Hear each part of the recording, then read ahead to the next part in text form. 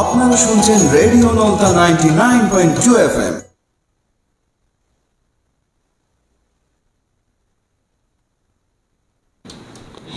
Radio নলতার বিকালের সংবাদে সবাইকে শুভেচ্ছা। আজ মঙ্গলবার 7 অক্টোবর 2025 খ্রিস্টাব্দ, 22 আশ্বিন 1432 বঙ্গাব্দ, 15 রবিউল সানি 1447 ইসরি। সংবাদের পুরোটার সময় জুড়ে আপনাদের সাথে আছি আমি প্রতিমা রানী। প্রথমেই শিরোনাম।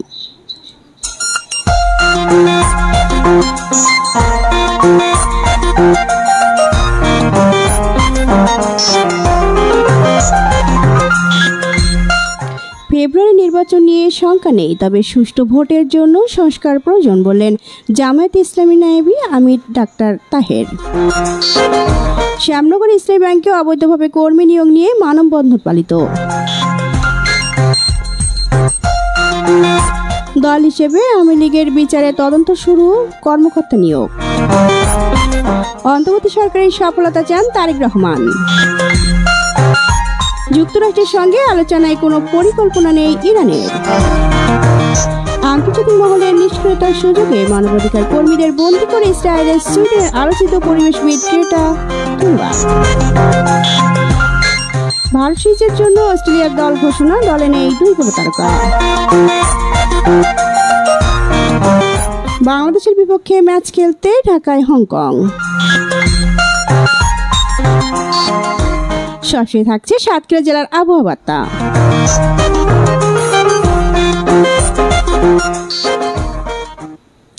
এতক্ষণ শিরোনাম শুনলেন, এবারে বিস্তারিত। শুরুতে থাকছে জাতীয় সংবাদ।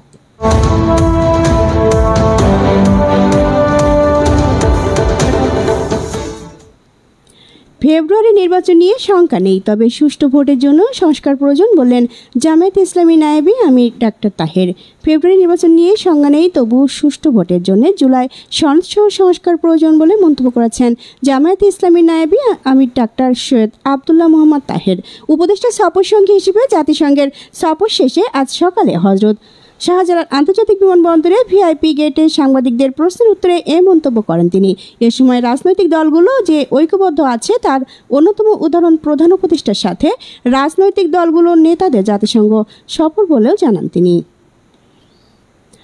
এদিকে আন্তর্জাতিক অপরাধ ট্রাইব্যুনালের তদন্ত সংস্থা আওয়ামী লীগ সহ 14টি রাজনৈতিক দলের বিরুদ্ধে আনুষ্ঠানিক তদন্ত শুরু করেছে। চিফ প্রসিকিউটর মোহাম্মদ তাজুল ইসলাম বিষয়টি নিশ্চিত করে জানান, ইতিমধ্যে তদন্ত কর্মকর্তা নিয়োগ দেওয়া হয়েছে। এর আগে এনডিএম এর চেয়ারম্যান ববি হাজ্জাদ গত বছরে 2 অক্টোবর আন্তর্জাতিক অপরাধ ট্রাইব্যুনালের চিফ প্রসিকিউটরের কাছে অভিযোগপত্র জমা দেন। এদিকে বিএনপির ভারপ্রাপ্ত চেয়ারম্যান তারেক রহমান বলেছেন তার দল চায় বর্তমান অন্তর্বর্তীকালীন সরকারের সফল হোক। তিনি আশা প্রকাশ করেছেন সরকার তাদের উপর অর্পিত দায়িত্ব সঠিকভাবে পালন করবে এবং দেশের জন্য একটি সুষ্ঠু, স্বাধীন ও নিরপেক্ষ নির্বাচন আয়োজন করতে সক্ষম হবে। এবারে থাকছে স্থানীয় সংবাদ।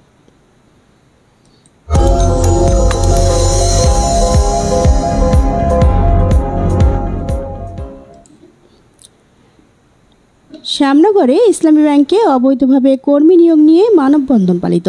থাকছে রণজিৎ বর্মনের পাঠানো রিপোর্টে বিস্তারিত। সোমবার সকালে ইসলামী ব্যাংক শ্যামনগর শাখার সামনে ইসলামী ব্যাংক গ্রাহক ফোরাম ও বৈষম্য বিরোধী চাকরি প্রত্যাশী পরিষদের যৌথ আয়োজনে কর্মসূচি পালিত হয়। মানববন্ধনে বক্তারা বলেন, 2017 থেকে 2024 সাল পর্যন্ত প্রভাব খাটিয়ে ইসলামী ব্যাংক সহ দেশের ব্যাংকিং খাতে অনিয়ম দুর্নীতি সংঘটিত হয়েছে। দক্ষ মেধাবী প্রার্থীদের বঞ্চিত করে নানা অবৈধ পদ্ধতিতে বিশেষ অঞ্চলে নিয়োগ দেওয়া হয়েছে, যার ফলে ব্যাংকিং সেক্টরে সুনাম ক্ষতিগ্রস্ত হয়েছে। শ্যামনগর থেকে রণজিৎ বর্মন, রেডিও নলতা। সাতক্ষীরা জেলার ভোমরা হারদর রাস্তাটির বেহাল দশা, সংস্কারের দাবি এলাকাবাসীর। থাকছে আসাদুল হকের পাঠানো রিপোর্টে বিস্তারিত। চৌবাড়িয়া আরুনমুহুরীর মোড়তে চৌবাড়িয়া বৈছানা সম্মিলিত জামে মসজিদ পর্যন্ত রাস্তাটির বেহাল অবস্থা, সংস্কারের দাবি এলাকাবাসী। সাতক্ষীরা সদর উপজেলার 6 নম্বর ভোমরা ইউনিয়নের 8 নম্বর ওয়ার্ডের চৌবাড়িয়া হারুনমুহুরীর মোড়তে চৌবাড়িয়া বৈছানা সম্মিলিত জামে মসজিদ পর্যন্ত রাস্তাটির বেহাল অবস্থা, সংস্কারের দাবি এলাকাবাসী। পুকুর পাড়ে পাইলিং করে পুনরায় রাস্তাটি মাটি দিয়ে ইটসলিং করে মানুষের চলাচলের পথকে সুগম করে দেওয়ার জোর দাবি জানান। ভোমরা থেকে আসাদুল হক, রেডিও নলতা।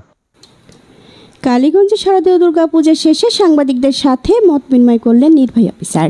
থাকছে কালীগঞ্জ থেকে সুকুমার দাস বাচ্চু রিপোর্টে বিস্তারিত। সাতক্ষীরা জেলার কালীগঞ্জ উপজেলা শরতের পড়ন্ত বিকালে উপজেলা নির্বাহী কর্মকর্তা অনুজা মণ্ডলের সঙ্গে স্থানীয় গণমাধ্যম কর্মীদের এক সৌহার্দ্যপূর্ণ মতবিনিময় সভা অনুষ্ঠিত হয়েছে। উপজেলা নির্বাহী কর্মকর্তা সম্মেলন কক্ষে এই মতবিনিময় সভা অনুষ্ঠিত হয়। উপজেলা নির্বাহী কর্মকর্তা অনুজা মণ্ডলের সভাপতিত্বে এ সময় মতবিনিময় সভায় উপস্থিত ছিলেন উপজেলার সহকারী কমিশনার ভূমি অমিত কুমার বিশ্বাস, কালীগঞ্জ প্রেস ক্লাবের সভাপতি শেখ সাইফুল বারী সপু, সাংবাদিক ফোরামের সভাপতি ডক্টর মোহাম্মদ মিজানুর রহমান, জাতীয় সাংবাদিক সংস্থার সভাপতি এস.এম. হাফিজুর রহমান শিমুল, বাংলাদেশ সাংবাদিক সমিতি কালীগঞ্জ উপজেলা শাখার সভাপতি শেখ আনোয়ার হোসেন, গাজী মিজানুর রহমান, এস.এম. আহমদুল্লাহ বাচ্চু, হারুনা রশিদ, শেখ রাকিবুল হাসান সহ স্থানীয় বিভিন্ন পত্রিকা, অনলাইন নিউজ পোর্টাল সাংবাদিকবৃন্দ উপস্থিত ছিলেন। তাদের চালুকার শক্তি হিসাবে কালীগঞ্জ থেকে সুকুমার দাস বাচ্চু, রেডিও নলতা। আশাশুনিতে আন্তর্জাতিক প্রবীণ দিবস পালন। থাকছে মুজিবুর রহমানের পাঠানো রিপোর্টে বিস্তারিত। আশাশুনিতে আন্তর্জাতিক প্রবীণ দিবস 2025 উদযাপন উপলক্ষে র্যালি ও আলোচনা সভা অনুষ্ঠিত হয়েছে। আজ বেলা 11টায় উপজেলা পরিষদ সম্মেলন কক্ষে এ অনুষ্ঠানের আয়োজন করা হয়। উপজেলায় কার্যরত বিভিন্ন এনজিওর সহযোগিতায় উপজেলা প্রশাসন ও উপজেলা সমাজসেবা কার্যালয়ের আয়োজনে অনুষ্ঠানের শুরুতে উপজেলা পরিষদের সামনে থেকে র্যালি বের করা হয়। উপজেলা নির্বাহী অফিসারের নেতৃত্বে র্যালিটি বিভিন্ন সড়ক প্রদক্ষিণ শেষে পরিষদের সামনে গিয়ে শেষ হয়। পরে উপজেলা পরিষদ মিলনায়তনে আলোচনা সভা অনুষ্ঠিত হয়। আশাশুনি থেকে জে মুজিবুর রহমান, রেডিও নলতা। দর্শক শ্রোতা, আপনারা শুনছেন রেডিও নলতার বিকালের সংবাদ। আপনাদের সাথে আছি আমি প্রতিমা রানী। এবারে আন্তর্জাতিক সংবাদ।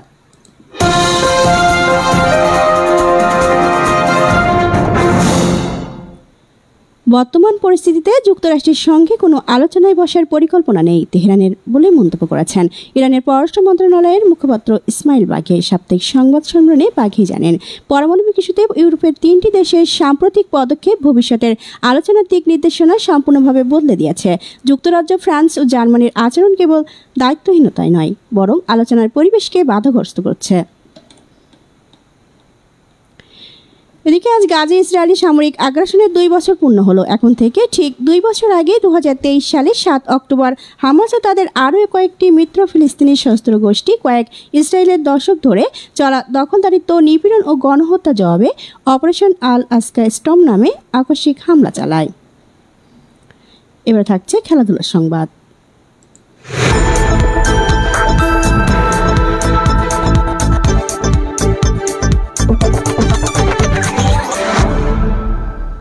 ভারতের বিপক্ষে আসন্ন ওয়ানডে টি-20 সিরিজের জন্য দল ঘোষণা করেছে ক্রিকেট অস্ট্রেলিয়া। অস্ট্রেলিয়ার ওয়ানডে দল থেকে বাদ পড়ছেন অভিজ্ঞ ব্যাটার মার্নাস লাবনেস। অপরদিকে ইনজুরির কারণে টি-20 স্কোয়াডে জায়গা হয়নি গ্লেন ম্যাক্সওয়েলের। চলতি মাসে ঘরের মাঠে ভারতের বিপক্ষে 3টি ওয়ানডে 2টি টি-20 ম্যাচের সিরিজে খেলবে অস্ট্রেলিয়া, যা শুরু হবে 19 অক্টোবর থেকে। ওয়ানডে সিরিজের জন্য 15 সদস্যের এবং টি-20 সিরিজের জন্য 14 সদস্যের দল ঘোষণা করেছে সিএ। 2 দলকেই নেতৃত্ব দেবেন মিচেল মাস। এদিকে গেল মৌসুমে লিগ শিরোপা পুনরুদ্ধারের করলেও কাতালানরা জয় করতে পারেনি চ্যাম্পিয়ন্স লিগের শিরোপা। নতুন মৌসুম লিগ শিরোপা জয়ের পাশাপাশি ইউরোপের শ্রেষ্ঠ মুকুট পড়ার লক্ষ্য নিয়ে যাত্রা শুরু করেন ইয়ামাল, পেদ্রি, রাফিনিরা। দুর্দান্ত শুরু করে লা লিগার পয়েন্ট টেবিলেও বসেছিলেন হ্যান্সি ফ্লিকের শিষ্যরা, তবে তা বেশিক্ষণ স্থায়ী ছিল না। 1 মাস পরেই হারাতে হলো শীর্ষস্থান। চ্যাম্পিয়ন্স লিগের ঘরের মাঠে পিএসজির কাছে হারের পর অবশেষে সোমবার রাতে রেবিয়াস বিপক্ষে মাঠে নামে কাতালানরা। ম্যাচে 4-1 গোলে হারিয়ে টেবিল 2-এ নেমে আসে কাতালানরা। এবার থাকছে সাতক্ষীরা জেলার আবহাওয়া।